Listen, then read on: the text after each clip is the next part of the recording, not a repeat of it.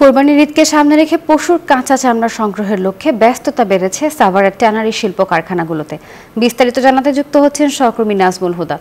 Tannery শিল্প কারখানাগুলোতে ঈদ উপলক্ষে কেমন ব্যস্ততা দেখছেন জানাবেন।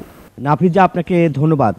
এই মুহূর্তে রয়েছি সাভারের চামড়া শিল্প ট্যানারিতে। আমরা জানেন যে 2017 সালে হাজারীবাগ থেকে সাভারের চামড়া শিল্প ট্যানারি হস্তান্তর করা হয়েছে এবং 7 বছরও কিন্তু এখনো পূর্ণাঙ্গ যে রূপ সেটা কিন্তু আসলে পায়নি। এবং আপনারা জানেন যে সাভারের চামড়া শিল্প যে ট্যানারি, সেই চামড়া শিল্প ট্যানারির যে কমপ্লায়েন্স, সেই কমপ্লায়েন্স কিন্তু এখনও না পাওয়ার কারণে উৎপাদন কিন্তু আসলে তাদের যে রেট সেটা কিন্তু আসলে তারা পাচ্ছে না। এবং এর আগে 2017 সালে কিন্তু যে $70